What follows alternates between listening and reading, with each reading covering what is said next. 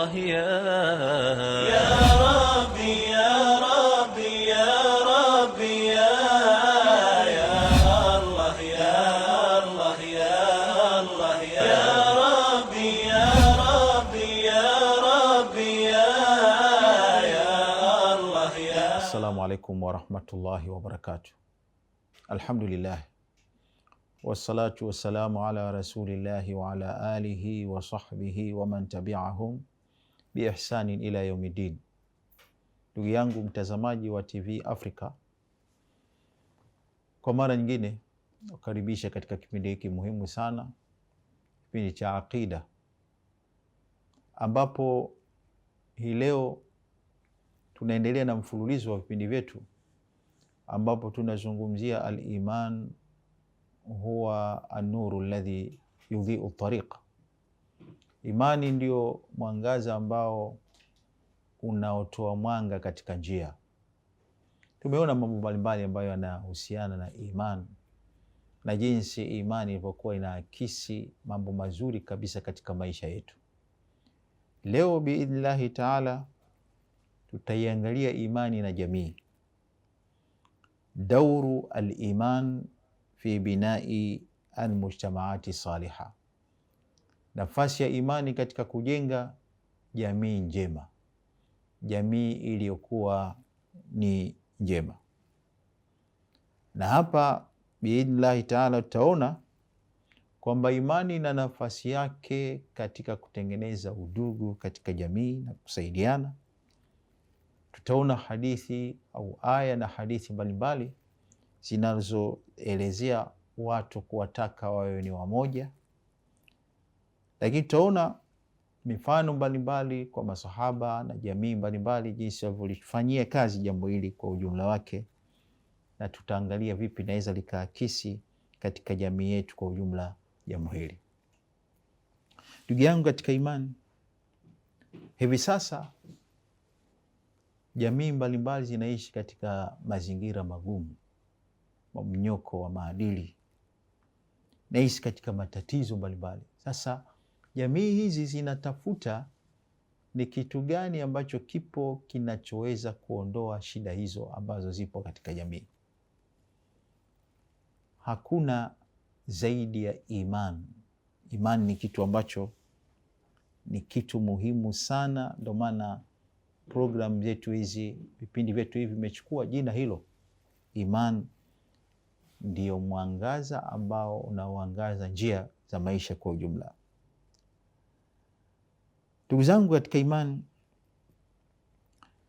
jambo la kwanza ambalo tutalizungumza katika mazungumzo yetu leo, al-iman asasu litaakhi wa taawun. Imani ndio msingi ambao unatengeneza udugu na kusaidiana. Hakika jambo hili ni muhimu sana. Udugu na kusaidiana ndio linaakisi imani ya mtu.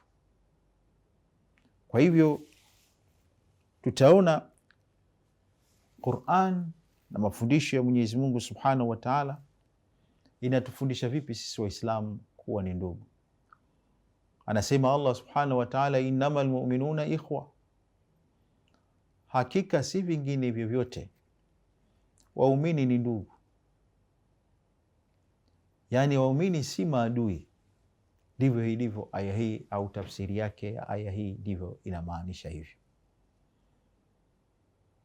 Inama, kwa sababu anasema katika lugha ya Kiarabu au katika mafunzo ya lugha, inama adatu hasri. Inama ni chombo ambacho kisaidizi kinachoonesha au kinachofaidisha, kinachomaanisha kukifunga kitu. Kwa hiyo waumini wamefungwa na kitu kinachoitwa uhuwa, udugu, si vinginevyo. Yani si maadui, waumini ni ndugu. Haya ni mafundisho ya Allah Subhanahu wa Ta'ala yanayoonyesha kwamba imani ambayo aliyokuwa nayo muumini hupelekea kutengeneza udugu. Na anasema Allah subhanahu wa ta'ala katika aya nyingine, wataawanu ala albirri wattaqwa, na saidianeni katika mambo mema na mambo ya kumcha Mwenyezi Mungu subhanahu wa ta'ala. Idhan tutaona kwamba imani inazalisha kwanza al-ukhuwatu fil aqida, udugu katika aqida. Udugu katika aqida, yani Waislamu ni ndugu, lakini udugu wao unawafunganisha. Kiunganishi cha udugu wao sio taifa lao, sio rangi zao, sio makabila yao, lakini itikadi yao, imani yao ndio ambayo inawaunganisha kuwa kimoja, kuwa wadogo. Lakini kipatikana hilo, inakuja jambo lingine ambalo ni kusaidiana. Allah aliposema wataawanu ala albirri wattaqwa, saidianeni kwenye mambo ya wema na uchamungu. Na haya au aya hii au maneno haya yamefungua mlango mpana katika mambo mema yote, watu wasaidiane. Wanasema msemo mashuhuri wa Swahili, udugu sio kufanana, bali udugu ni kufaana.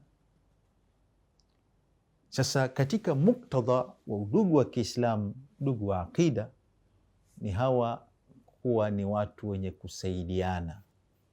Huyu akipungukiwa mwenzake anamkamilishia. Hii ndio maana ya kusaidiana. Huyu akiwa na matatizo mwenzake anamsaidia. Hii ndio maana ya kusaidiana.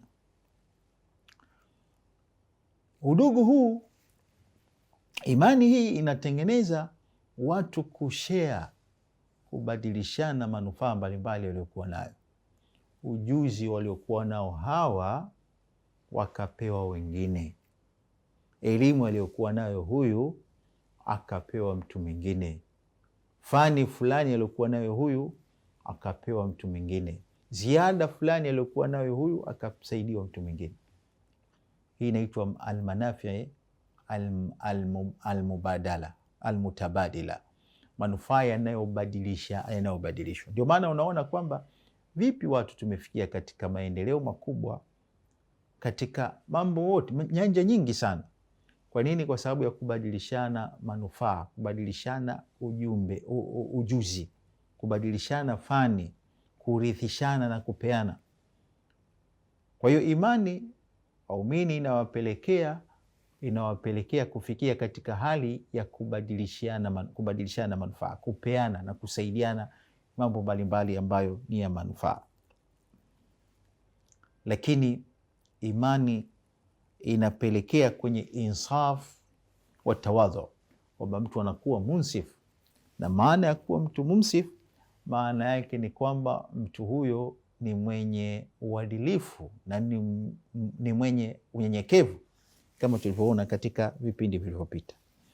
Ibn Qayyim rahimahullahu ta'ala anazungumza, ad-dinu kulluhu khuluqun faman zada alayka fil khuluqi zada alayka fi din. Dini yote ni tabia, yani tabia njema ndio dini.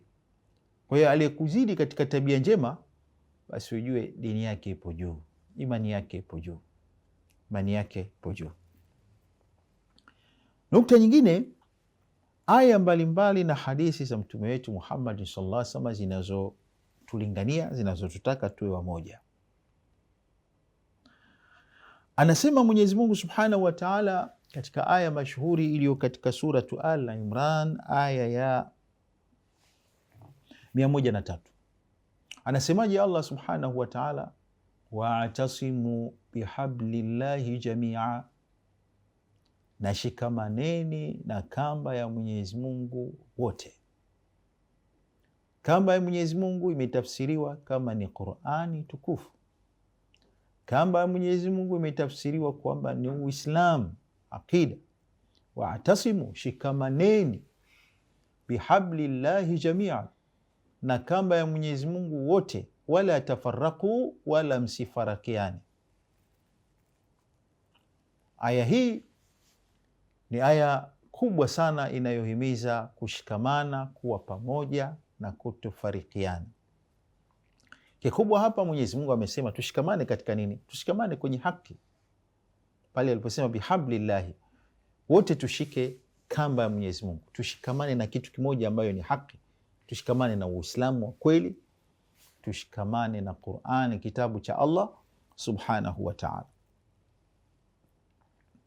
Katika hilo pia Mwenyezi Mungu subhanahu wa ta'ala anasema katika aya iliyo katika suratu Al-Anfal aya ya 63, anasema lau anfaqta ma fil ardi jami'an ma allafta baina qulubihim. Hapa Mwenyezi Mungu subhanahu wa ta'ala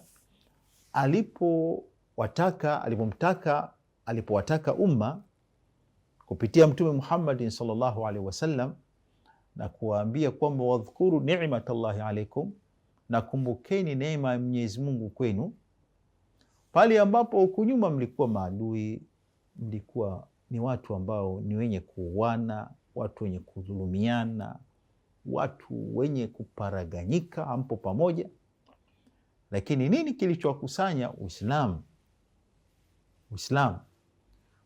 imani, itikadi, mkawa kitu kimoja. Nani aliyofanya hayo yote? Ni Allah subhanahu wa ta'ala. Kwa hiyo akamtaka Mwenyezi Mungu subhanahu wa ta'ala mtume wake Muhammadin sallallahu alaihi wasallam awakumbushe umma, awakumbushe neema waliokuwa nayo hivi sasa kwa kulinganisha walivyokuwa zamani. Nani aliyefanya hayo? Aliyefanya hayo ni Allah subhanahu wa ta'ala. Ndio Allah akasema lau anfaqta ma fil ardi jami'an ma allafta baina qulubihim. Hata kama wewe Muhammad ungekuwa na miliki vyote vilivyomo kwenye ardhi hii, ukavitoa katika kutafuta umoja wa watu, usingeweza kufikia huko isipokuwa mpaka Allah subhanahu wa ta'ala atake. Wama tashauna ila yashaa Allah. Kwa hiyo hapa aya hii inaonyesha thamani ya umoja, uzito wa kuwa pamoja, kwamba ni kitu ambacho kwa hakika kina thamani kubwa sana, na kwa hivyo waumini wanatakiwa wawe wamoja. Katika hadithi mashuhuri Mtume sallallahu alaihi wasallam amefananisha umoja wa Waislamu au wanavyotakiwa wawe Waislamu aliposema Mtume Muhammad sallallahu alaihi wasallam, mathalul mu'minina fi tawaddihim wa tarahumihim wa ta'atufihim kamathali ljasadi idha ishtaka minhu udhun tadaa lahu sairu ljasadi bisahri walhumma.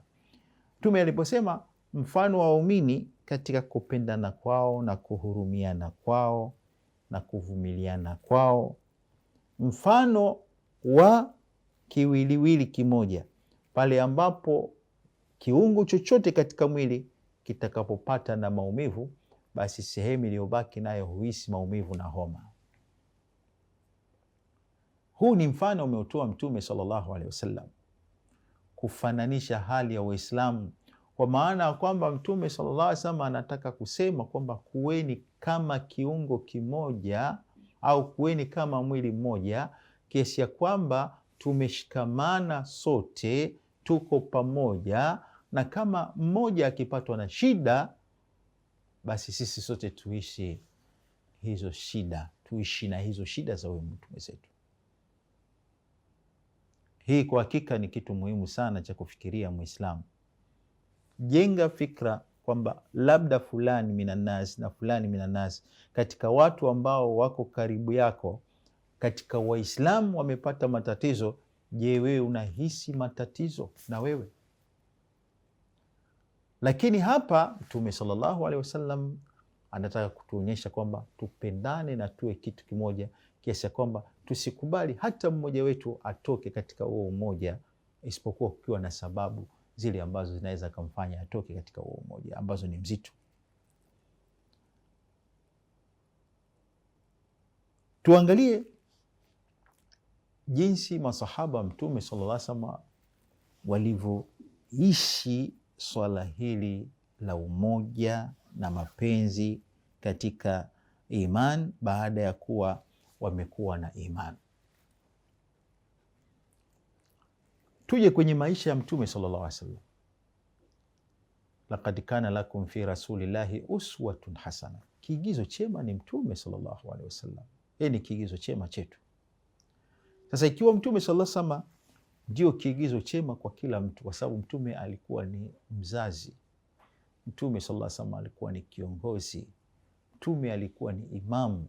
Kwa hiyo kuna mambo mengi sana ya kumwiga Mtume Muhammad sallallahu alaihi wasallam. Katika mambo ya kumwiga Mtume sallallahu alaihi wasallam ni kumwiga pale alipofika katika mji wa Madina, jinsi ya kutengeneza jamii yenye kuungana pamoja, jamii yenye kuwa pamoja, jamii ambayo imekuwa kitu kimoja. Katika mji wa Madina kulikuwa kwanza kuna wale ambao waliosilimu, Aus na Khazraj, makabila mawili mashuhuri, lakini alikuwa na ugomvi kati yao, ugomvi wa muda mrefu. Na sisi tunafahamu kwa hakika neema ya Uislamu ni kubwa sana. Waarabu kabla ya Uislamu, bali jamii nyingi tunasema, lakini hapa tunasoma tunaangalia katika historia tunavyoona Waislamu au Waarabu kabla ya Uislamu jinsi walivyokuwa maadui wa hali ya juu. Wanaishi eneo moja, mara nyingine wanatokana na kabila moja lakini makoo tofauti, lakini walikuwa wanapigana, wanauana, wanadhulumiana. Ilikuwa ni kitu ambacho ni cha kawaida katika maisha yao. Sasa Madina al-Munawwara kulikuwa na makabila mawili, Aus na Khazraj. Haya yalikuwa na ugomvi uliodumu muda mrefu, lakini Mtume Muhammad sallallahu alaihi wasallam alipofika Madina, jambo la kwanza alilofanya ni kusuluhisha ugomvi kati yao ili wawe kitu kimoja, wawe na mapenzi. Na ili tukio linaitwa muaha baina almuhajirina wal ansar. La muaha wa ndani unaitwa muaha wa ndani, udugu wa ndani aliotengeneza Mtume sallallahu alaihi wasallam kwanza kati ya wale watu wanaoishi katika mji wa Madina, kabla ya kutengeneza ule udugu kati ya muhajirina na ansar. Alitengeneza udugu wa Waarabu wale waliokuwa ndani ya mji wa Madina, Aus na Khazraj, lakini Mtume sallallahu alaihi wasallam alitengeneza udugu mwingine kati ya almuhajirina na ansar. Alikuwa akija muhajir, kwa maana yule anayehama kutoka katika mji wa Maka kwenda katika mji wa Madina al-Munawwara, Mtume sallallahu alaihi wasallam anamuunganisha na mwenyeji wake, akamwambia kwamba mwenyeji wako fulani na mtakuwa nyinyi ni ndugu, mtasaidiana. Yule mtu aliyekabidhiwa huyu mtu, basi alikuwa anajitoa kwelikweli katika kumsaidia huyu mgeni. Inapokewa bwana mmoja anaitwa Saad ibn Rabi' alimwambia Abdurrahman ibn Auf, hawa Mtume sallallahu alaihi wasallam aliwaunga udugu. Ilipofika pale Madina Munawwara, Abdurrahman ibn Auf alikabidhiwa kwa Saad ibn Rabi'. Saad ibn Rabi' katika kuonyesha imani yake hali ya juu ilivyokuwa, basi akamwambia Abdurrahman ibn Auf, hadha mali nisfain wali zawjatani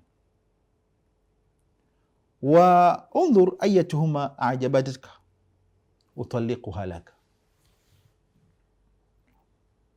Kamwambia, mali yangu hii hapa mimi naigawa mara mbili, sehemu itabaki kuwa ni mali yangu na sehemu nyingine nikupatie wewe Abdurrahman ibn Auf, lakini nina wake wengi, mimi nitamuacha wewe, chagua mke mmoja katika wake zangu hawa nimwache ili umuoe. Haya alimwambia hali ya kuwa maneno yanayotokana na imani ya hali ya juu, na kuonesha kwa kiasi gani kwamba Waislamu walishikamana, walikuwa kitu kimoja na walipraktizi hayo kwenye maisha yao, kupendana na kusaidiana. Taban kisa mashuhuri, Abdullah ibn Auf hakukubali hiyo hali kwamba yeye Saad amkatie nusu ya mali yake, bali alimwambia maneno mashuhuri ambayo kwa hakika yanatakiwa yaandikwe kwa mau aldhahab, yaandikwe kwa wino wa dhahabu. Alisema dullani ala suq, dullani ala suq. Alimwambia shukran, barakallahu fi malika, Mwenyezi Mungu akutilie baraka, aibariki mali yako, mimi nionyeshe tu soko liko wapi. Na kwa hakika alikwenda sokoni, akachakarika, akafanya kazi, akafanya biashara, akawa tajiri mkubwa kabisa, mpaka baada ya siku kadhaa anakuja kwa Mtume sallallahu alaihi wasallam, anatoa mali yake katika njia ya Allah subhanahu wa ta'ala. Dullani ala suq. Taban, katika hali ya kawaida Muislam ni aziz. Islam ni mtu mwenye izza, mwenye nguvu. Asikubali hata siku moja kuwa ni mtu anayetegemea watu wengine. Hapa ingekuwa mtu mwingine alikuwa anasema kwamba nimepata mali kiurahisi, lakini Abdullah ibn Auf akamwambia dullani ala suq, nionyeshe soko liko wapi. Muhimu hapa kuonyesha vipi walikuwa mutamasikina, mutahabina, ikhwatan, vipi walikuwa ni ndugu wenye kupendana, wenye kushikamana, kiasi ya kwamba walikuwa wanasaidiana kwenye matatizo ambayo walikuwa nayo. Hii ni muakha baina almuhajirina wal ansar. Umar ibn Khattab radhiyallahu ta'ala anhu, wakati ilipotokea njaa katika azamati mbalimbali, mazingira mbalimbali, Umar ibn Khattab radhiyallahu ta'ala anhu alifanya bidii kubwa ya kwamba mali au kupunguza matumizi ili kuweza kuwasaidia wale ambao ni maskini na kuwafikishia kheri wale ambao ni wanyonge wasiojiweza. Ili kufikia hayo, alifanya kazi kubwa sana kutawanya chakula. Kwa nini? Kwa sababu yote hayo wanataka kutengeneza mapenzi na umoja na kusaidiana kati ya waumini. Baitumali almuslimin, ambayo ndio msingi mkubwa au ni sehemu kubwa ambayo ambapo inalisha na kusaidia kazi mbalimbali za dola ya Kiislamu, ni kitu ambacho kilikuwa kitumika vizuri wakati wa Uislamu na wakati wa Mtume Muhammadin sallallahu alaihi wasallam. Hii Baiti Mali Muslimin kama hazina ya Waislamu ni sehemu ambayo ilikuwa ikitumika kuweza kuwasaidia wanyonge, kuweza kuwasaidia wale ambao hawana kitu. Huyu ni mgonjwa, apatiwe chochote. Hakadha umma unatakiwa uwe namna hii, kwamba lazima kuwe na mfuko wa kuwasaidia wanyonge. Mfuko huu utaweza kuwasaidia wale wanyonge ambao hawana kitu kufikia mahitajio yao. Wangapi hii leo wana shida kubwa sana. Ndugu zangu katika imani, kipindi hiki cha leo tumezungumzia jinsi imani inavyopelekea kutengeneza udugu na mapenzi kati ya umma wa Kiislamu na kwa hivyo kukataa au kupiga vita kufarikiana na kutopendana na kutosaidiana. Allahumma aiza al-islam wal muslimin. Insha Allah tutakuja kuonana katika kipindi kijacho ambacho tutazungumzia masala mengine katika mfululizo huu wa vipindi. Al-iman huwa an-nuru alladhi yudhi'u tariqa al-haya. Imani ndio mwangaza ambao unaangaza maisha yetu. Wabillahi tawfiq. Assalamu alaikum wa rahmatullahi wa barakatuh. Ya Rabbi ya Rabbi ya Rabbi ya Allah ya Allah ya Allah ya Rabbi.